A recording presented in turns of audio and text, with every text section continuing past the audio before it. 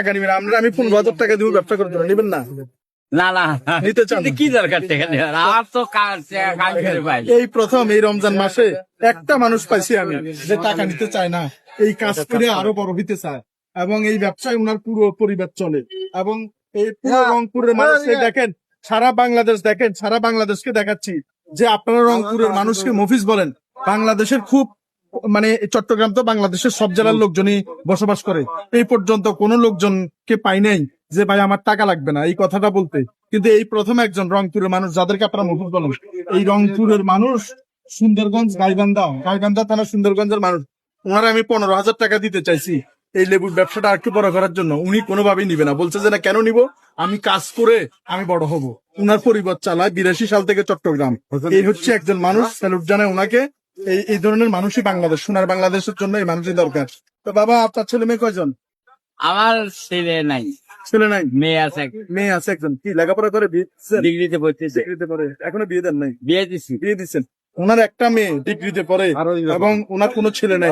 ওনার ছেলে না থাকা সত্ত্বেও এই বয়সে এই ব্যবসা করে উনি ওনার জীবিকা নির্বাহ করে। যে সমস্ত বেকাররা আছো, যারা হতাশায় ভুগতেছ, তাদের জন্য এই মুরব্বী, ওনার বয়স না হইলেও 70 বছর হবে। এই 74 বছর। 74, আচ্ছা, ওনার বয়স 74 বছর। এই একজন 74 বছর বয়সের মানুষ, তার থেকে শিক্ষা নিবে বাংলাদেশের সকল যুবক যারা হতাশায় ভুগতেছে, কি করবে বুঝতে পারছে না। 74 বছর বয়স, কোনো ছেলে নাই, এই কাজ করে এখনো সংসার চালায়। ওনার ব্যবসা বড় করার জন্য 15,000 টাকা দিতে চাইছি, 1 টাকাও নিতে রাজি না। এরকম মানুষ যদি বাংলাদেশে থাকে, বাংলাদেশ কোনোদিন দিক খারাপ হবে না। এবং সত্যিকারের এই মানুষগুলোই এজন্য পুরো রংপুরবাসীর মুখ উজ্জ্বল করছে।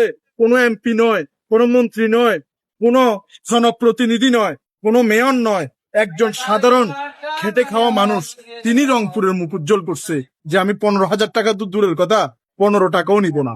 এরকম মানুষ, খেটে খাওয়া মানুষই আমাদের দরকার। ওনার জন্য অনেক অনেক শুভকামনা। ইনশাল্লাহ এখানে যদি থাকে ঈদের আগে গিফট চলে আসবে ইনশাল্লাহ। সবাই ওনার জন্য দোয়া করবেন। আর এটা হচ্ছে, এটা police line, Halishahar police line.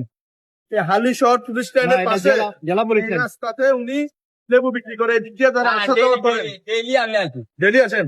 মনে করো আমি কেবল ওকে মাল বেশি। আচ্ছা, ওই যে এশার নামাজের পরে, এখন তো তারাবি, এশার নামাজের পরে যখন এশার নামাজের ইয়ে হয়ে যায়, বেলা কিনা শেষ করে আছে এই ব্যবসা। আচ্ছা, সন্ধ্যার পরে উনি এখানে থাকে, দিনের বেলা কে ব্লকে থাকে, ওনার থেকে আপনারা লেবু টেবু কিনিয়ে। এই যেমন লেবুর নাকি বাজারে আগুন, এখানে 60টা লেবু, এই 60টা লেবুর দাম কত? এখন 30 টাকা করে খালি 30 টাকা। 40 টাকা করেছে সকালে এখন। আচ্ছা, লেবুর হালি উনি 30 টাকা বেচতেছে। লেবুতে বলে আগুন লাগছে। আমি তো দেখে 4টা 30 টাকা, 4টা 32, 8 টাকা করেও পড়ে না, 60 টাকা 7.5 টাকা করে পড়ে। একটা লেবু 7 টাকা 7.5 টাকা করে পড়ছে।